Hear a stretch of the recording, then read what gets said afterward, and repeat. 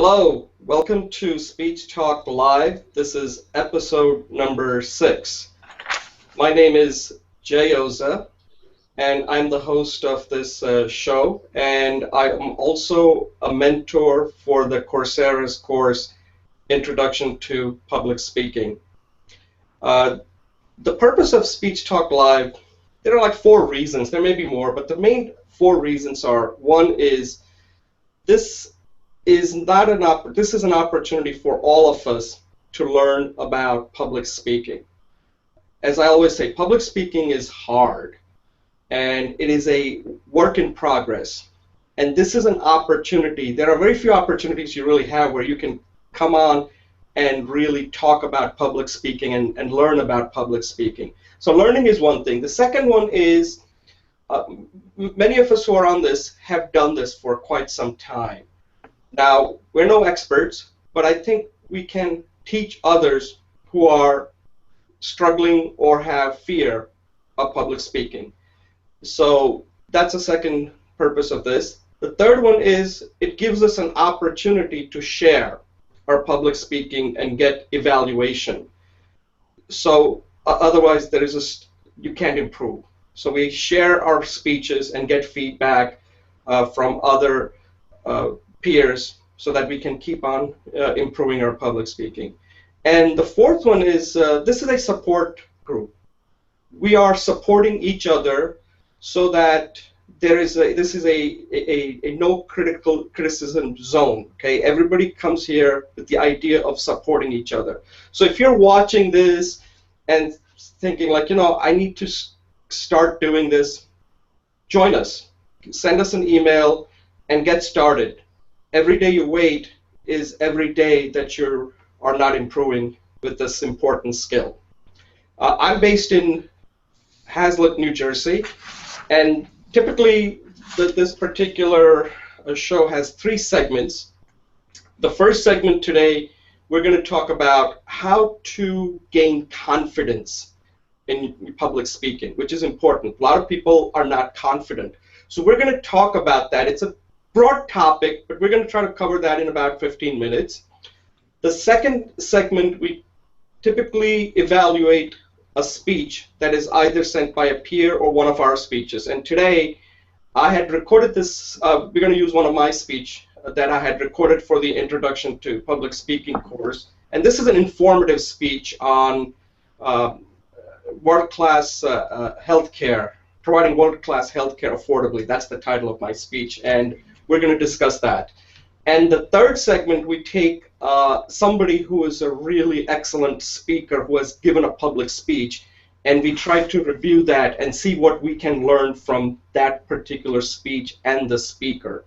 And today, we're going to review President Barack Obama's eulogy speech that he gave last week in South Carolina.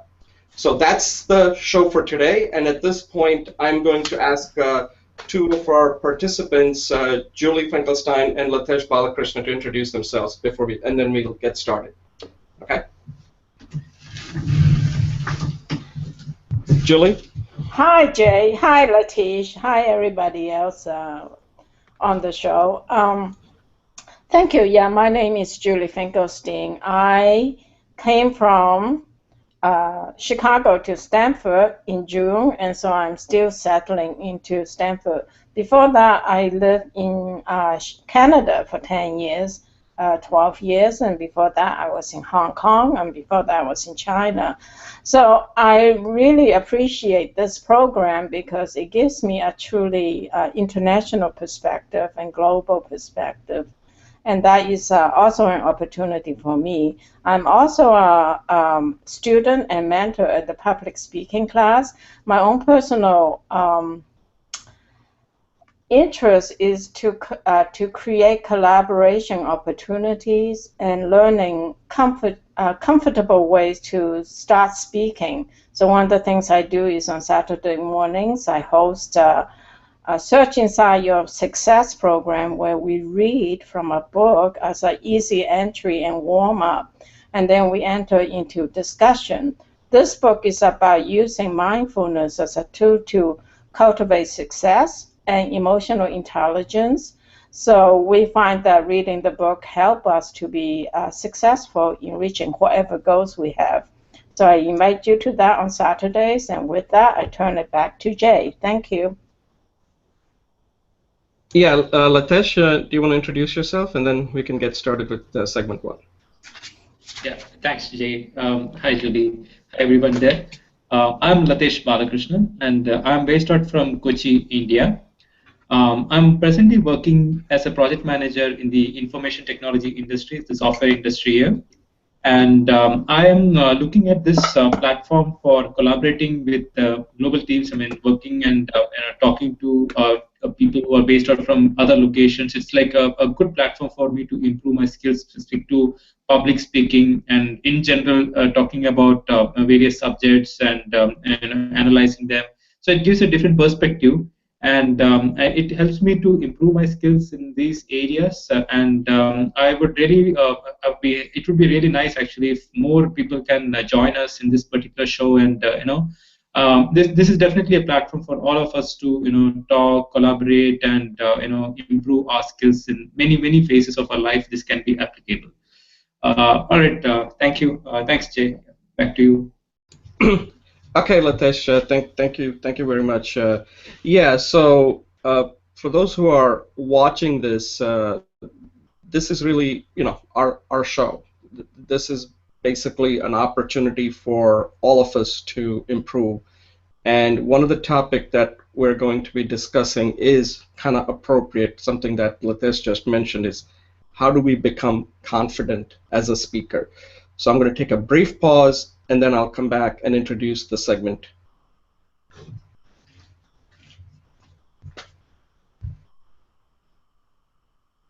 Hello, this is Jayoza, Speech Talk Live, episode number 6, and this is segment number 1. And today we picked up, I think, an interesting topic, something that we hear all the time when somebody is starting to either take a course or interested in learning about public speaking, or the common question they have is like, how do I become a confident public speaker? And I thought it would be a good idea to have that discussion. I think confidence is very important, but a lot of people don't really quite understand what that really means. How do you become confident? You can't fake it. After a while, you're not going to be authentic if you try to fake it. So let me give you my perspective on confidence first, and then how I am trying to become more confident.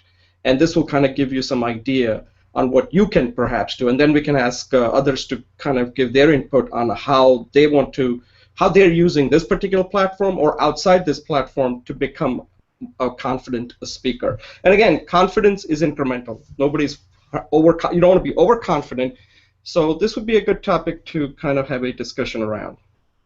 So I think a lot of people don't quite understand what confidence is, and I've been doing some reading on this topic. I like to be confident. I like to be able to give a speech and be confident, but I think before you can think about confidence, you should think about competence. Focus on becoming a competent speaker first. If you are competent, then you will incrementally become confident. And a lot of people don't understand that. They think like, well, I just would like to be as confident like Barack Obama. Well, Barack Obama is a confident speaker because he's a competent speaker. He's got something to say. So the first thing you need to think about is, do you have something worth saying to somebody? Okay, a lot of people don't, and I know this kind of sounds like, wait a second, we do all the talking. Don't we have something to say? If you ever watch a conversation, most of the conversation is not that mindful. It's mostly mindless conversation we have, or functional conversation. There is very little mindful conversation that we have, and the reason is that most of us do not really have anything really important to say to somebody else. So that's one thing. Now you say, well, Jay, I have a lot of important things to say. That brings me to the second point. Yes, you may have a lot of important things to say, but you don't know how to say it in a way that makes it easier for an individual that you're talking to or a group that you're talking to, so that they can remember and get something out of it. That's an important point. So one is, you've got to have something to say. You should have, like, let's say I read a book. I need to now say, how do I communicate that to Julie and Lathesh? So I have something to say, but if I don't take time to figure out what is the best way to get that message across in a way that they will remember it and say, wow, that's interesting. I didn't know about that. Those are two important points. And the third point here is that you have to keep doing it. Once you keep doing it, you will become competent speaker. So these are like incremental steps. There is no such thing as you just become and suddenly are going to be in front of a large stage and you can be confident. It's rare. Unless you're faking it, it doesn't work like that. Life is not that simple. You can just go from taking a course or coming on the show once and suddenly you're a confident speaker. It's an incremental thing. Just a case in point. This is our 6th episode. I think we're slowly becoming a little bit competent. And as we're becoming competent, people who are watching it might say, hey, that Jay, he looks pretty confident. That Lathesh, wow, yeah, I want to be like him. And Julie, wow, she's like really crushing it on that show. Well, that's because she's been on the show now for more than 6 episodes, okay? So she's now a pro, or she's constantly improving. So let me at this point get Julie and Latesh's feedback on how do they plan to become confident, and what is your overall take on if somebody's watching it and saying, hey, I'm afraid to come on this show, I want to become confident. What are your suggestions, Julie and Lathesh, on how somebody can become a confident speaker the way you two have become confident by coming on this show now for a number of weeks or months? Julie? Hi, Jay. Yeah, I'm still working with the technology of things. Thanks so much.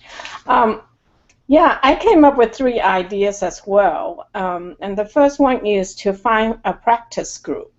And I find that for me, collaboration and working with someone is a source of, as you mentioned, feedback for improvement and just emotional support as well. The second one is to face your fears. And I think that is not only good for public speaking, but for anything you do in life. And the third one is just do it. Just do it. And that was the logo, that came out from Nike's in the 70s. And there was rumor that they actually sourced it from the San Francisco Zen Center. So just do it. So let's see. In terms of finding a practice group, there is, you can join the Google Community Cohort that Jay sponsored. I have one called the public, it's not mine, it's a group's called Introduction to Public Speaking, and I keep notes there. And in addition, there are several Facebook groups as well, and there are several online public speaking groups that you can join. So definitely find some place you can practice actively. The second one, in facing fears, I just think that life is about facing fears, and public speaking is a wonderful mechanism for us to do that skill, because there is things that we are afraid of consciously, but facing our fears is like peeling the layers of onion. The more you do, the more you see your fears, so it's a paradox. But in essence, first you swim, but you get to know the water better and better. You become a great swimmer, you become a diver.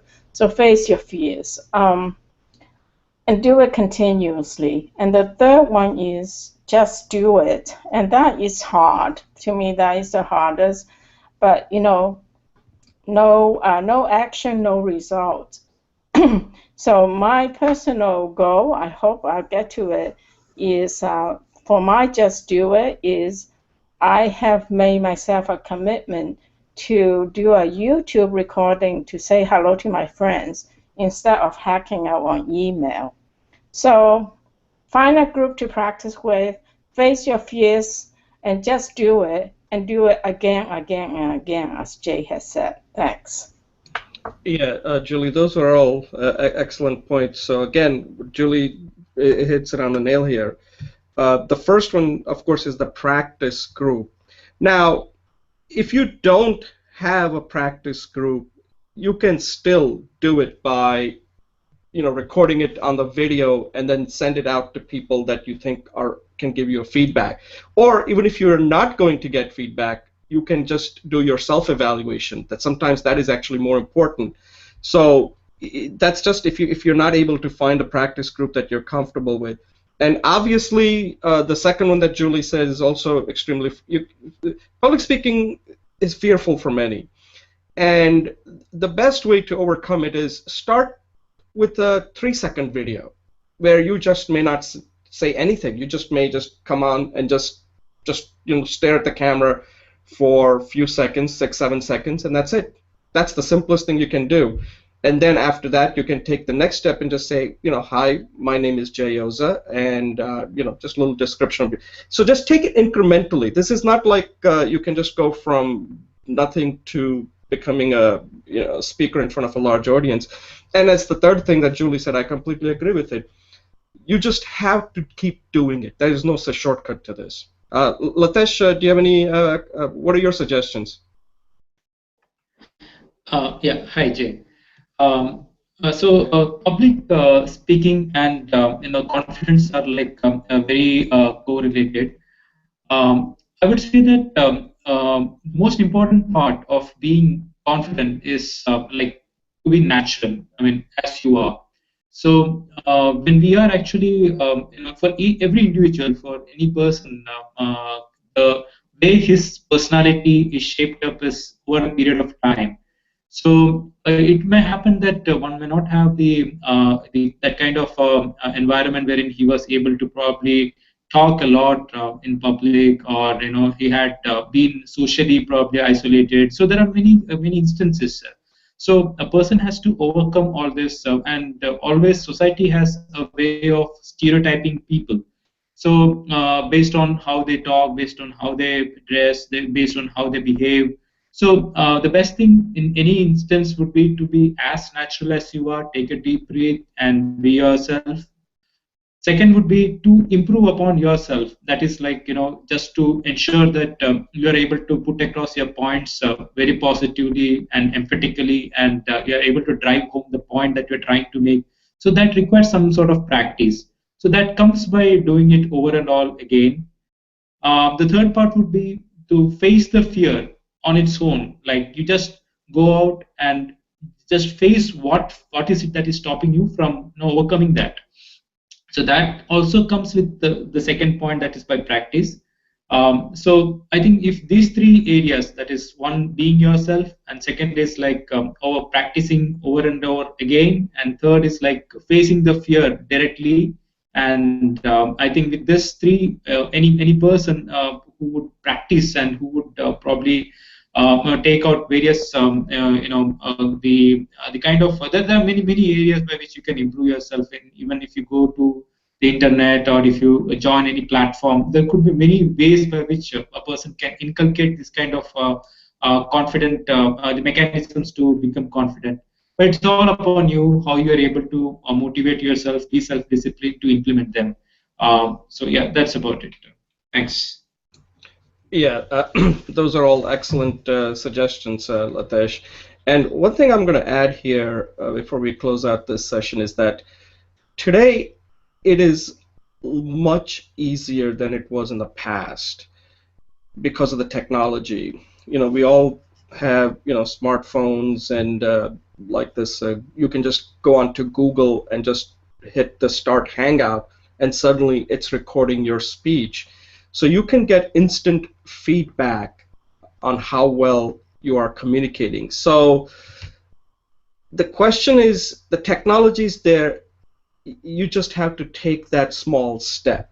And that small step sometimes can be a big step, but you have to take that. And we all took it. We're taking it every time we do this show. And we hope you take that step, because public speaking can make a big difference in your life. If you improve the speaking skills, can make a tremendous difference in your life when it comes to social life, at work, or in anything. Any closing thoughts, Julie and Lathesh, before we move on to our next segment? Yeah, Jay, I just want to say that we all say it's important to practice, and that's probably the key. The key point is no matter where you are, how you think you're doing, just do it. Thanks.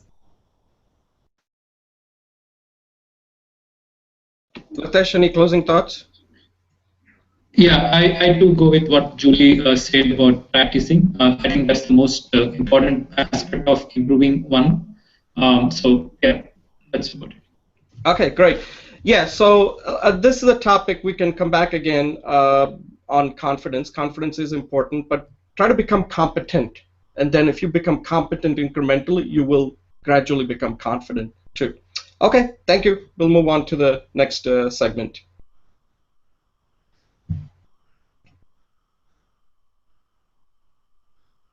Okay, welcome back. This is Jayoza, Speech Talk Live, episode number 6. And we are now doing segment number 2. And in this segment, we're going to review a speech. And today, we're going to review a speech that I had recorded more than a year ago for this course, Coursera course called Introduction to Public Speaking. And this is an informative speech. So what I'm going to do at this point is have Julie facilitate this session, and I will answer the questions that Julie's going to ask me, and then we can get Julie's input, and I can go through the things that we typically do when we do a discussion and a self-evaluation, and then Julie and Lathesh are going to give me their feedback on what how I can make it better. So Julie, you want to? Sure. Thanks, Jay. Yeah, would you like to start with a couple minutes of introducing the speech, giving us overview what you're trying to do, and also what kind of feedback you would like? Yes. So Julie, thank you very much for asking me this question. So let me just give you a little background of this speech. So this was, I like to do a speech that I can actually use in real life. And I'd like to give a speech on topics that are of interest to me. And this topic is about healthcare. And I came up with this idea from reading this article in Harvard Business Review by two professors. One of them is very famous. They're both famous, but the one that you tend to hear a lot about has written quite a few books. His name is Vijay Govindarajan. He's a professor at business school at Dartmouth, Tuck, I believe, Tuck Business School at Dartmouth.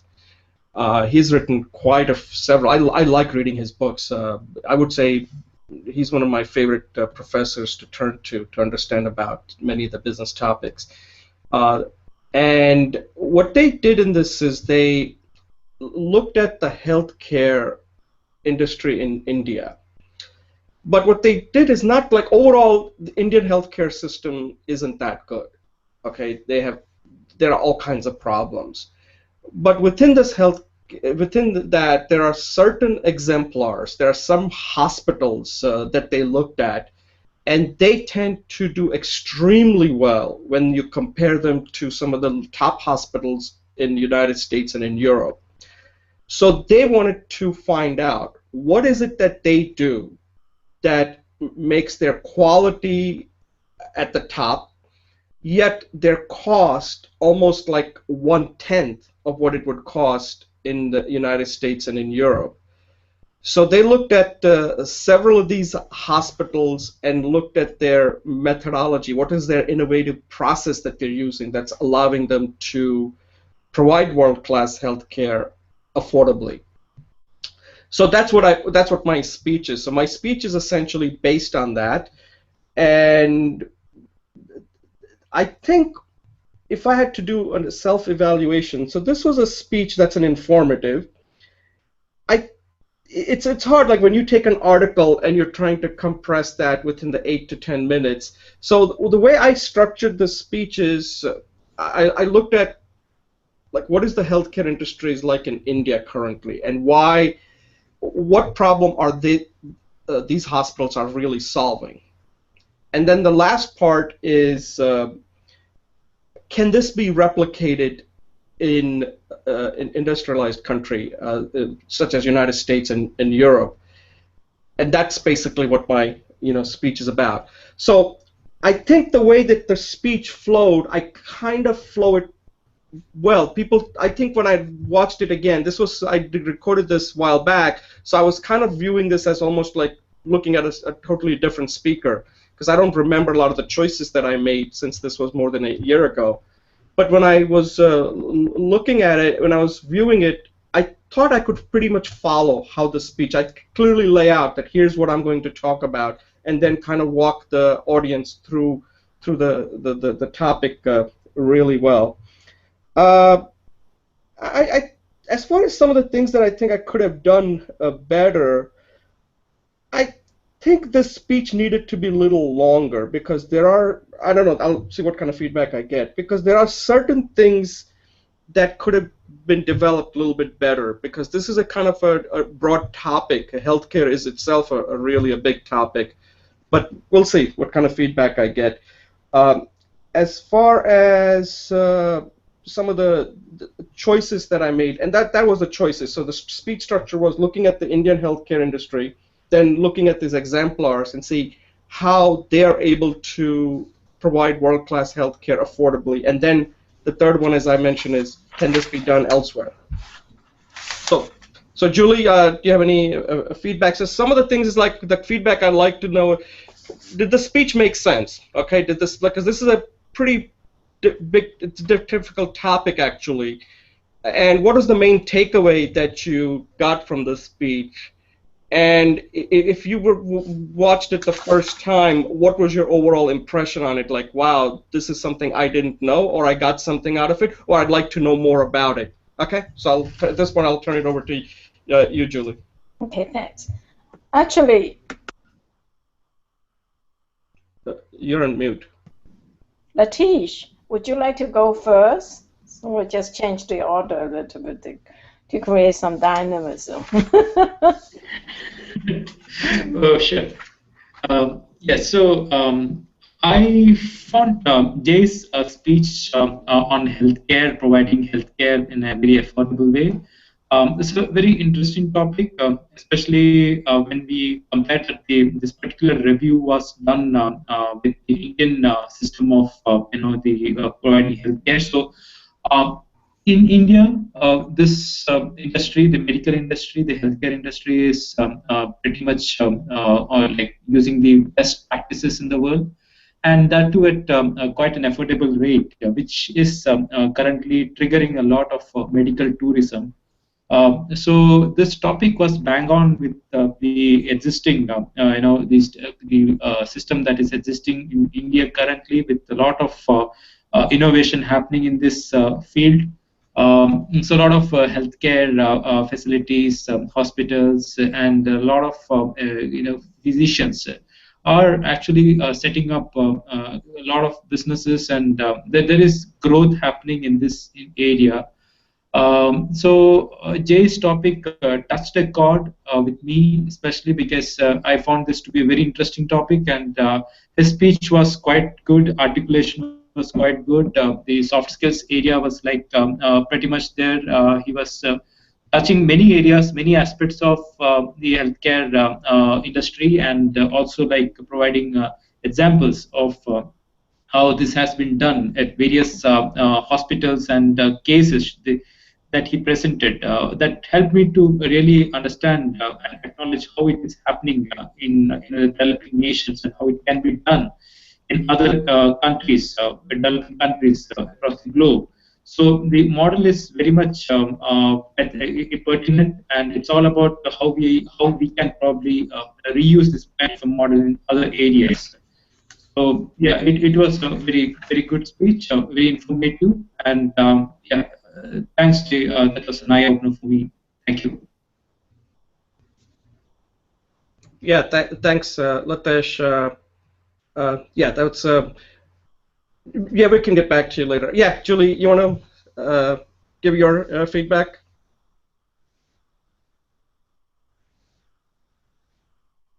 You're muted. Thanks, Latesh. So I got the point that you find it a very interesting and on-point topic. You thought that it relates to the medical tourism business, which is growing, and that it resonated with you personally as well. You thought the speech overall was very good, and it helped you understand how it could be done. So I think that kind of covers, does the speech make sense? Yes, it does.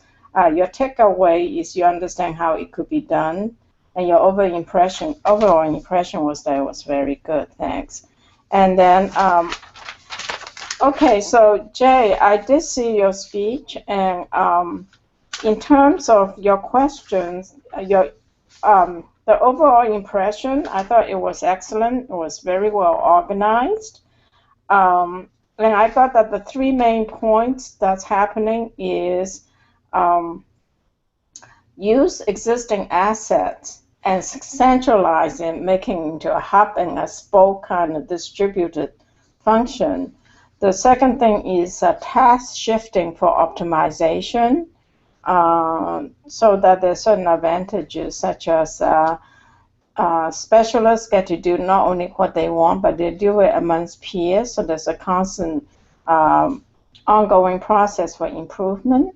And then finally, frugality, where you can reuse, for example, reusing the clamp so that I think you said the JCI strict sterilization standards are met, and then also outsourcing or outtraining the family members in taking some of that.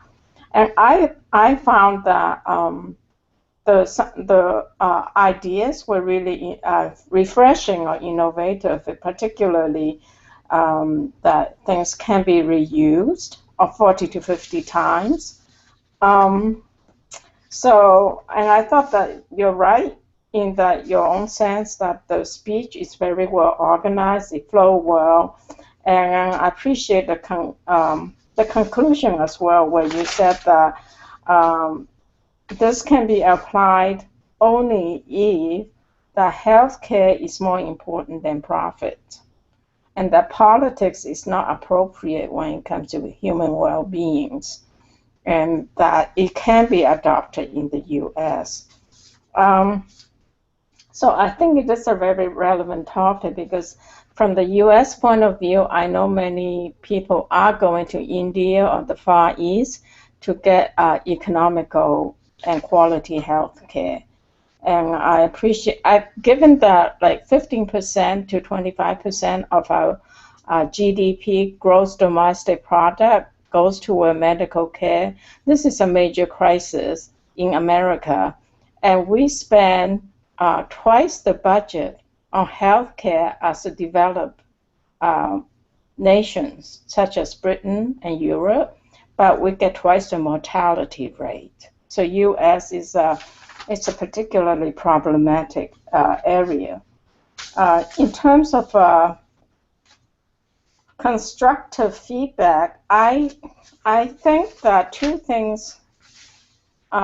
Since you're talking about voice in the upcoming speech, I think that your voice did sound confident, but I know you're passionate about this topic.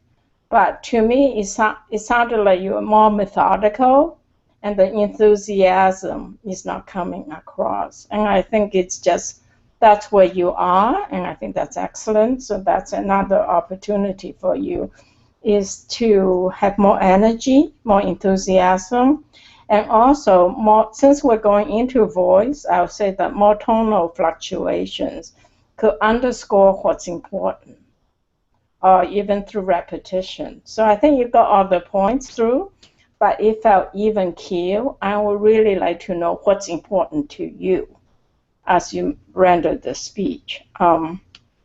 with this, I turn over back to you, the segment, and see that if you have any further questions or comments. Yeah, Julie, thanks both Julie and Lathesh for excellent feedback. Last time, I remember when you said that one of the things that you wanted to see me do was to take that speech that I had done, I think was on getting pitching your ideas to get a good job at good companies. So what I did there was I took that and turned it into, remember this whole concept that we're trying to develop as a methodology to become a better speaker called, Pocket Full of Speeches. So I did that. I took that speech and I turned it. I don't know whether you got to see that 2-minute version that I did from last week's speech that you guys evaluated. I turned that into a two-minute. It was a little bit more than 2-minute speech. So I did that. As far as the next step is concerned, so now you saw that I put in quite a bit of effort in this speech. The next step, I guess, what would you recommend, Julie, to do the same thing? Turn that into another, a pocket, make it another, like a short speech out of this? Because I think the content is there. And if I'll leave it up to you. Like, what would be the next step here that you would recommend? Okay, I'm going to turn over to Lathesh. If Lathesh has some recommendation, and I'll follow.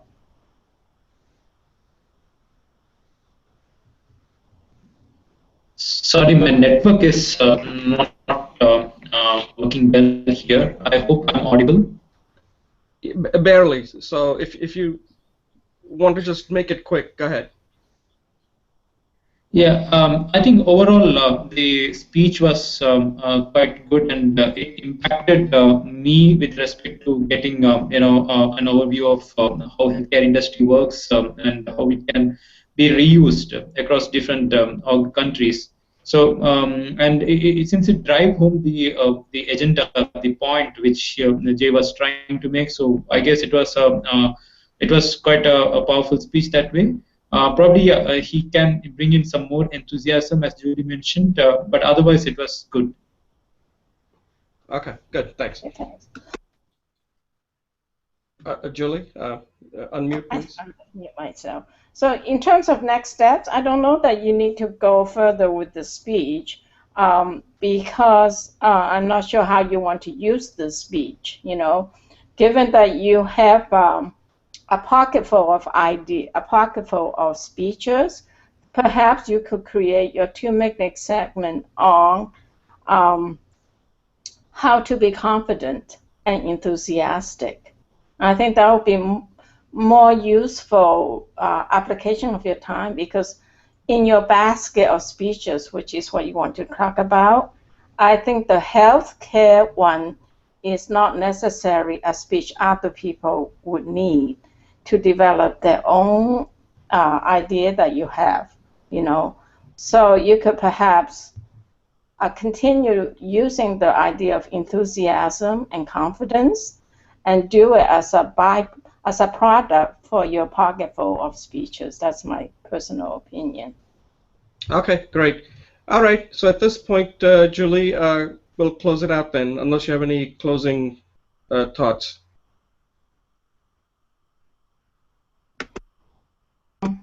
Yes, I always enjoy the peer feedback piece, and I appreciate your bravery and courage.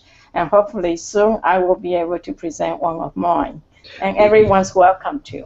Yeah, so let me just comment on that. So I always look at the best, when you do a speech, you should try to do it really, really to the point where you have exhausted all the thing that you can possibly do. Because once you bring it on here, then you'll get a lot out of it. If you're doing it for the first take that some people send, I'm not sure that's going to help you that much. So you want to really saying, okay, I've recorded it 3-4 times, and now I'm ready to get some real constructive feedback. And that's when you will be much more engaged as far as, yeah, this was a choice I made, because that's how you improve. Otherwise, if you just do it for the first time and then the feedback you're going to get are going to be too many, and you probably are not going to take that many. It's just hard to do that. You'll be much more focused on what specific areas that you really want us to provide you feedback on. So Julie and Lathesh, let me thank you again. And at this point, we'll take a short break and move to the third segment. Okay.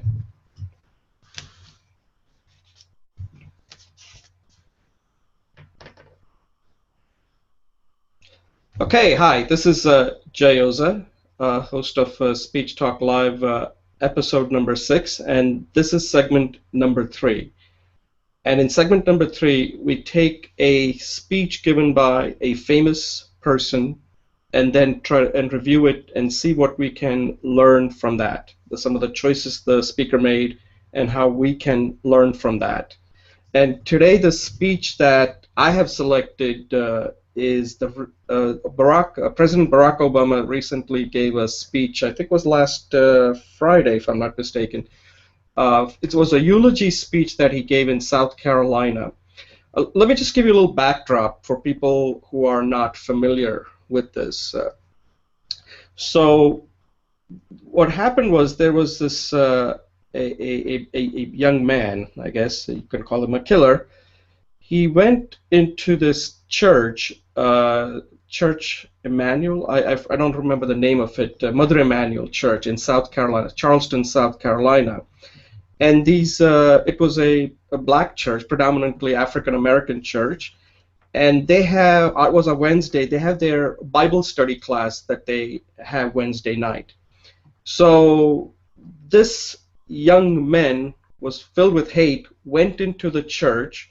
He sat through the service for like 1 hour, and then at the end of the 1 hour, he took out his gun and he shot something like 8 people. He killed 8 people, including this pastor named Clementa Pinckney that Obama is eulogizing. And this, it was a heinous act. I mean, this person was filled with hate. His purpose was to start a race war in U.S. That's what his goal was. That this would really get people to start a war. That was his objective. And he was not shameless about it. He knew exactly what he was doing. He knew exactly why he was there. And you know, he did what he wanted to. But what came out of this was also very interesting. Now, in the United States, if you don't know the history, United States has a history. Every country has a history. And some of it we don't like to talk about because it's not a good history. And in America, the history that people in America don't like to talk about that much is slavery. Slavery is a dark part of American history where Africans were brought from Africa. People were brought from Africa and were basically sold as slaves. And that lasted for a number of years till they were freed by Abraham Lincoln, and that in the whole there was a civil war that resulted from that whole issue of slavery that ended up really, that's a dark history of America that killed so many people. And then even after that, there were these Jim Crow laws that were passed, which was like equal but separate. And America's finally, so even though America has made tremendous progress when it comes to race relationship, there are always these incidents that really trigger these feelings about, you know, have we completely overcome this history or not? So there's a big backdrop on this speech that Obama is giving here. There's a historical context, there is a religious context, there is a policy context. So this speech has so much in it that it's kind of hard to really review it in a 15-minute or 20-minute that we have here. But so that's the speech, and the topic that Obama does here is very interesting. So this obviously is a eulogy, and the person he's eulogizing is a man who's a pastor. His name is Clementa Pinckney. And the theme that Obama uses is this theme called grace. And grace is, I'm sure it exists in all the religion, but it's the key kind of foundation. I'm not Christian, so I may be speaking not intelligently on this topic. But grace is something, it's a fundamental tenet of Christianity, which is that, you know, the whole idea of God, you know, sacrificing his son to the cross to save humanity, right? That's the whole idea of Christianity, that Jesus was crucified to save us, to give us salvation. And this idea of grace is that God gives sinners mercy even though they don't deserve it. That is the fundamentals of Christianity. So that's the topic that Obama is saying, that these people showed grace, that after this person killed their loved ones, their family members showed grace. They went on, when they had an opportunity to talk to the killer at some police setting, they forgave him. And Obama was really moved by this. And he used that idea, the Christian idea. So the speech had to be religious in that respect. But then he uses that to show that grace needs to take place outside religion too, as far as policy. You can't just use it in the religious context. There is a lot more that can be done. So there is so much in the speech as far as the content is concerned. But then let's talk about the delivery. I think this was Obama's one of his masterful speeches. Look at the way he uses his voice. He doesn't move much in this. He's pretty much behind a lectern, so you don't see him really move on the stage. He doesn't do any of that. He's behind it. And he has to be so delicate, because this speech he has to comfort the members of the church, the Mother Emmanuel. Then he has to also talk to the nation about what has happened, so that people are comforted by this. You know, that there's the leadership. He had to show his leadership, that this person didn't achieve his objective because God intervened. And there was, again, this whole concept of grace that he talks about. And also the world, because he has to show the world that America is not falling apart, that, you know, we're not going to go into a race war because some guy went in and killed 8 people. No, how heinous this crime was, that America stands for principles. We have overcome many of the past prejudices, and then whites and blacks can come together, even though this was a terrible act. But we are not like the old days where something like this is going to cause the country to completely, you know, start going into conflicts. And that it was very effective. So he had a lot going. And then the way he has to deliver the speech is interesting. He's primarily speaking to an African-American church, and their style of speaking in African-American church is different. They tend to emphasize the words, the way they speak. It's very powerful. Like if you notice that Martin Luther King's speech, I have a dream, and like when you say I see, like they'll say they don't just say, you can't just say I see the promised land. They gotta say I see the promised land. I'm not doing a good job, but that emphasis has to be there. And what that does is it gets the audience, the people that are there, really into the speech. And that was part of what was happening in that speech, if you notice, that people were ending his sentences with what he had said, and they would immediately come back and say something. And Obama was really playing that well. He had to do that. It cannot just be a speech that you would give to something that's outside that environment. He knew the place where he was giving the speech and how he could resonate, and he does that extremely well. But then he does something else here where he's speaking to the nation. So he has to kind of go in and out, you know, that he has to speak to the people that are there, predominantly the people of the church who are African Americans, so he has to come across like a preacher. But then he's also speaking to the nation, where he has to come across as the leader of the country. And I think he did that really well. And then at the end, he even took some really risk where he sings Amazing Grace. So overall, I think this is the best you're going to get. I don't think there are any other speakers out there who could have done a masterful job that Obama did. And there's a lot we can learn from as far as how he is using his voice, how his pace, and then how he can vary his voice in all different ways, and how he's connecting with the audience. So at this point, I'll shut up and I'll have you guys chime in on what you thought of the speech. Julie, you want to start? Yeah, thanks, Jay. Yeah, a lot of your points were very interesting. The fact that the audience chimes in and that he plays it such a way is a very powerful process. It's called the call and response mode of communication. And it's very traditional in the churches, in many churches, but particularly the African American church. So that certainly speaks to voice. I'm going to focus mostly on voice because that's what you invited us to do. So one thing that, yes, he talks about grace. So he starts off saying like, grace is in God's hands. It's not in our hands. And then he talked about the power of forgiveness. And then he talked about the grace of political activism. And that was very interesting because there's transitions from those three main points. And the voice he used was very different. When he talks about grace is in God's hands, he was very somber, very slow, and methodical. And as he talks about that forgiveness is a point of grace, his voice was more emotional, more attenuated with feelings, and more particular to the people. He mentioned the people who were families of the people who were killed and the people who were killed themselves, and how the family chose to forgive. And that was a different tone. It was a louder, it was more emotional. Finally, he went on to take a non-conventional view of grace, which he says, to overcome prejudice is grace. To overcome segregation is grace. And this is not a conventional view of grace. That political activism is grace.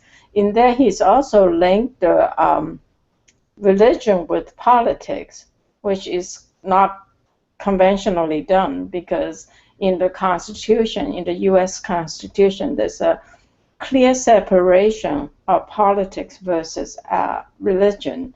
But in there, he awfully combined the two because of use of the God is grace. He went on to say that grace is changing the political order of things. In there, his voice was much louder. He was much more elevated. So by using pacing, volume, and animation, and the use of emotionalism, he managed to punctuate or segregate and organize his main themes. And the voice was definitely a major component of how he used to help people know which of the points he was in, and he used voice to transition those key points. Thank you. Yeah, that was excellent. Yeah, that was really well done, Julia. You covered that really well. Lathesh, I want to get your perspective since I'm not sure how much you're familiar with the history and the whole context of this speech, but what was your overall impression viewing it from somebody who lives in India and who saw that speech? How did you perceive it? Right. Thanks, Jay.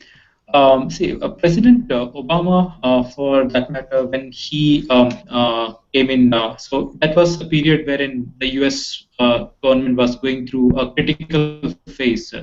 So that was the point wherein we needed someone with a charisma, someone who would, come around and people will look up to the person.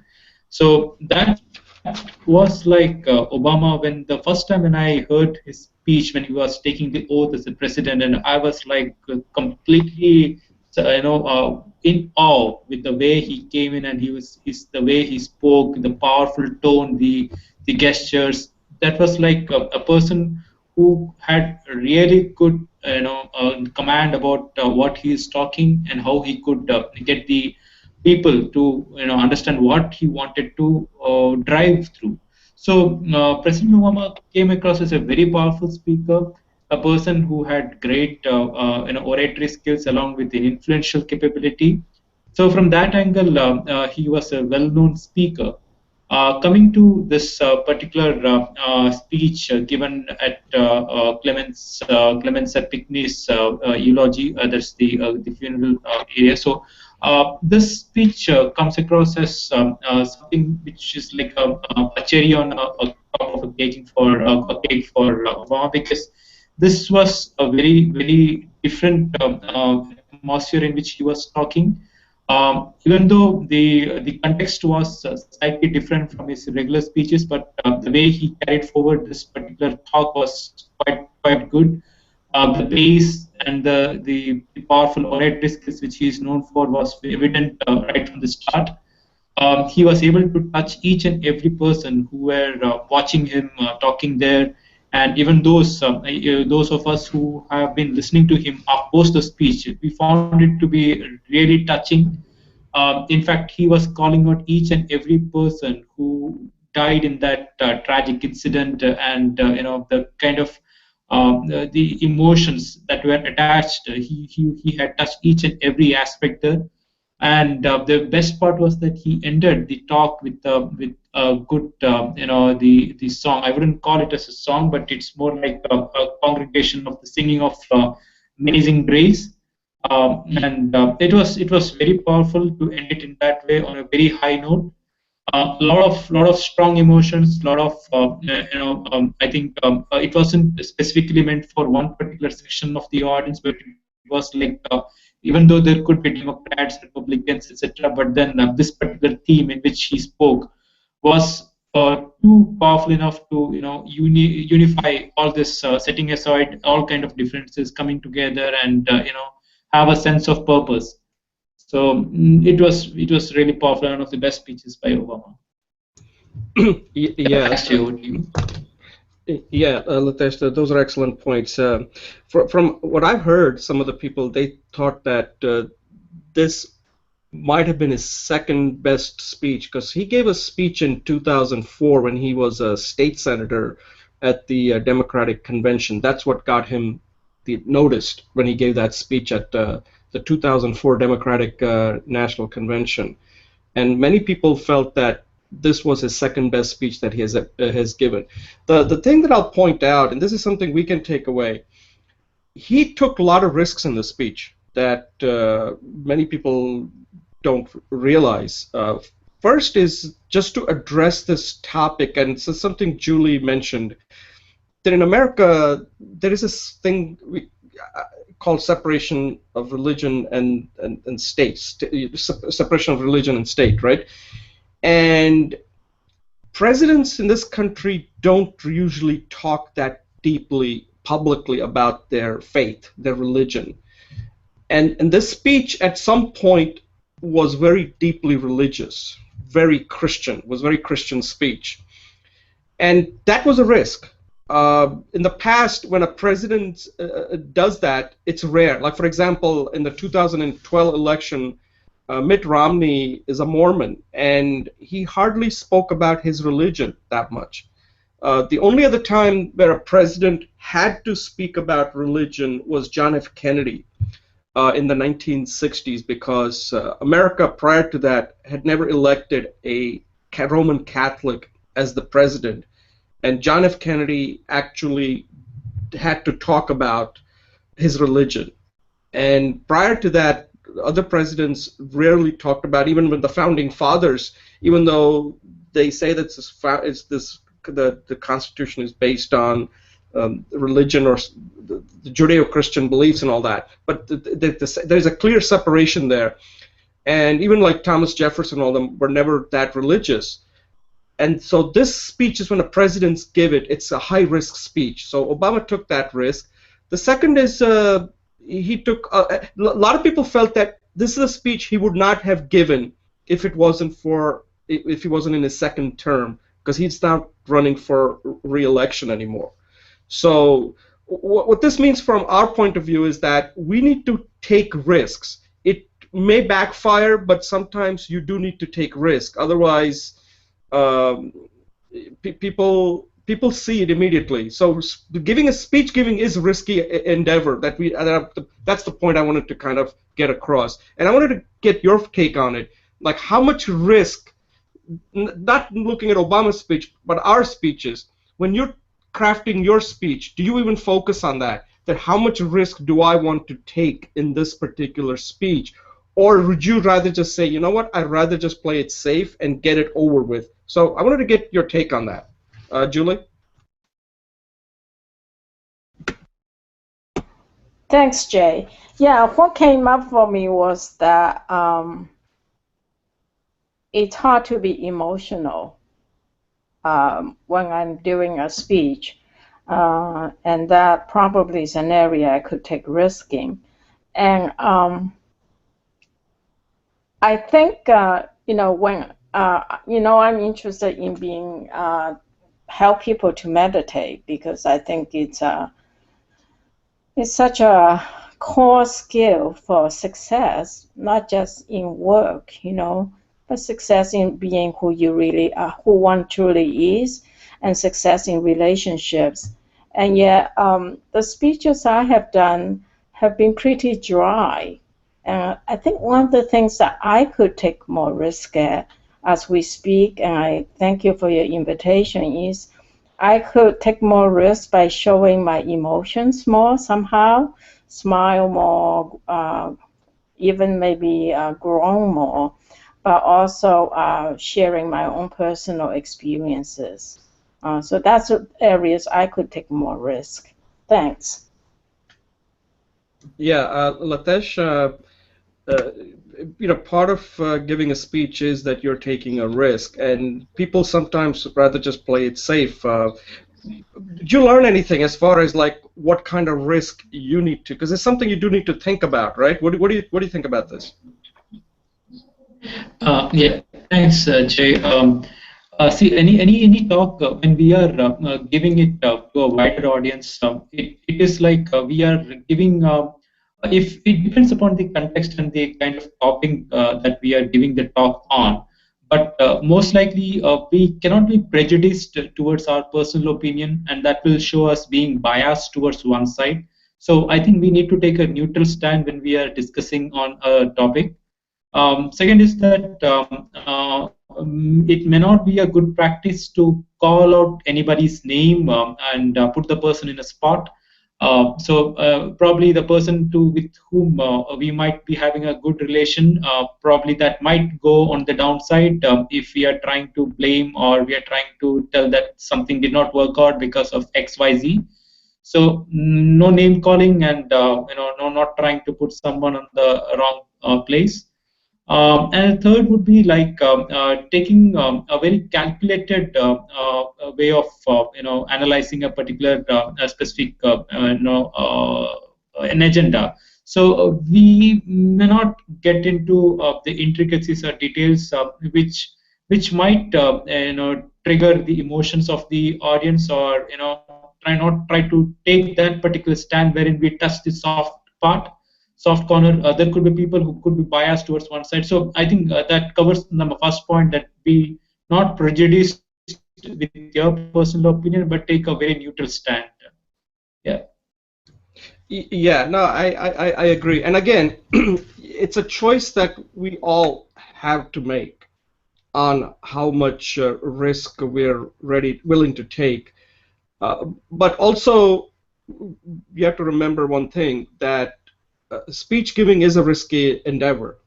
No matter what you do, there are going to be some people are going to like it and some people are not going to like it, no matter what you do. And the question is that, because this is a common point that people always make, that the business communication sucks. And the reason that business communication is usually sucks is because people play it safe. They have to, because they're, for many reasons, right? There are not that many Steve Jobs out there when they're giving a public speaking, when they're giving a speech related to business. They're just not. It's just not happening. And I always say that in business there are only two kinds of speakers, and the bar isn't that. So there is most the speakers are, so most business speeches, you'd agree, are boring, right? So there are only two categories of business speaking. There's boring bad and boring good. Okay? Most of the business speeches are boring bad, and most of us have come to expect them, so nobody ever gets fired for being boring bad. But then there are few who are boring good, and by that means they don't really take any risks, but they're good. They're still boring, but they're good. And these are the kind of speeches you'll get if you ever attend conferences and stuff. They're there because they're boring good, but they're not really that exciting speeches. And if you can be boring good in business, you're at the 1 percentile. You're at the top percentile. And if you're boring good, you could become a CEO of a company. Now, you're not going to become the president of the country or United States because you can't be boring, good for that. You got to be really like Obama, inspirational. So anyway, that's I'm just pointing something that I've observed, that people always complain that, oh, these business speeches are so boring, and I'm like, yeah, because I have never seen a boring bad speaker ever said, hey, that person was so boring in giving a speech, let's fire him right away. I don't think that ever happens. So there is no real need to be that good in business. Anyway, any closing thoughts on this? Because I think we're already going a little bit over. So, Julie and Lathesh, I'll like your closing thoughts on this, and then we'll close out this session. And yeah, thanks, Jay, and thanks, Lathesh. So what I got is that we need to take personal risks. We need to expose ourselves to the degree that's appropriate and comfortable. Not comfortable, but not extreme. But I think what Lathesh says is also has a lot of merit, because when we're supportive and when we're kind and when we're accurate, we help other people to take risks. So that, and I appreciate what you say, that you can be boring good. I don't know what that means, but I'll think about that. Thanks.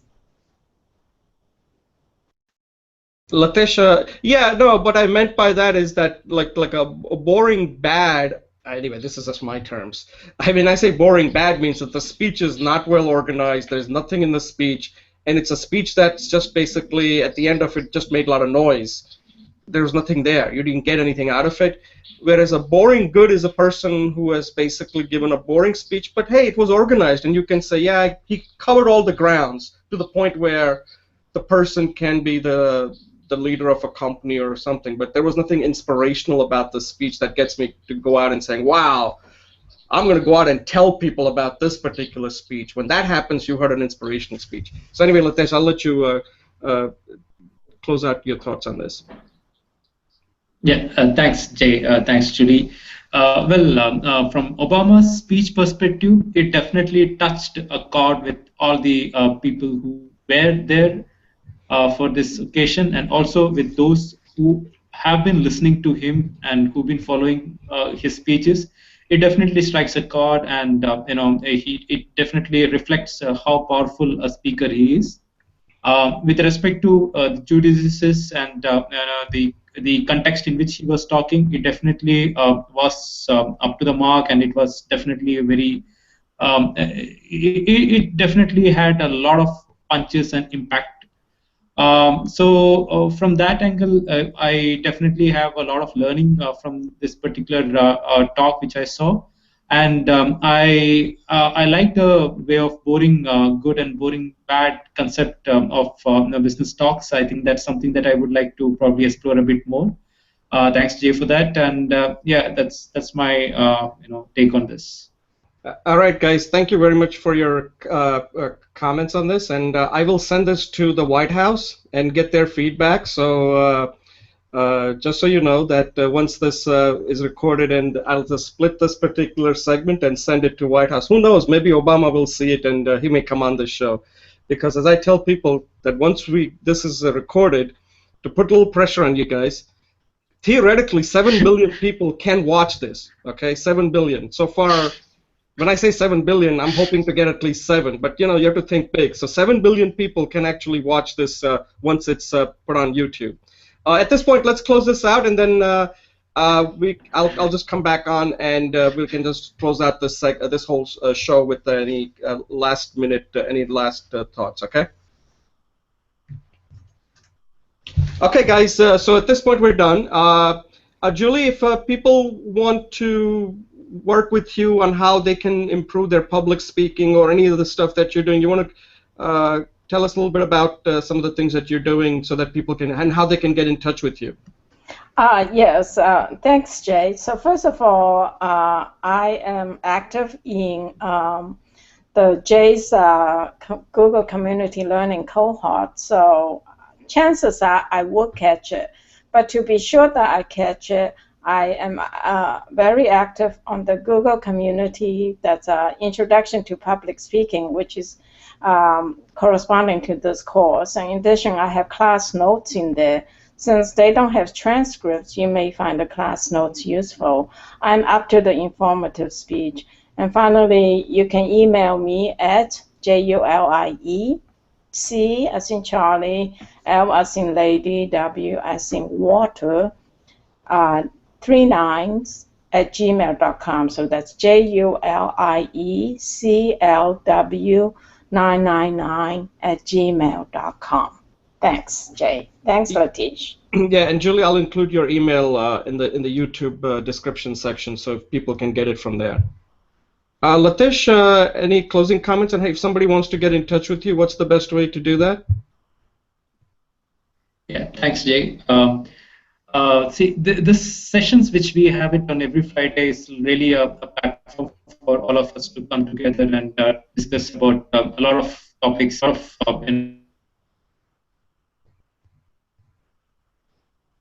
Whoops, we're losing him. Lathesh, I think we lost your audio here, so we'll just see if you can come on in another few seconds. Otherwise, we'll just end this, because I remember you mentioned that you're having some audio or something. Oh, go ahead. We lost you there before. Can you hear us? Yes, I can hear. Yeah, can you repeat again? I was saying is that this sessions that we are having on every Friday is a great place for all of us to come together and discuss on the topics and collaborate and form some opinions and get some learnings out of this and use it in our day-to-day speeches. So this way, I would invite everyone to whoever is watching this show to please come over and join us, and it would be really fun to have more people joining us here. So you can reach me on my email ID. It will be flashed by Jay on his speech, the link. But you can catch me on LinkedIn as well. As my name is Lathesh, LATHS is Lathesh Balakrishna. Thank you, Jay. Thank you, Julie. Okay, thank you very much. And again, this ends our episode number 6. And I want to specifically thank Julie and Lathesh for helping out and participating. And for those who are viewing it, like Lathesh said, it's time to come on live. That's the best way to learn and become, as we said, a confident speaker. So again, thank you, and this ends the show. Bye, guys. Thank you, Jay. Thank you, Julie. Bye.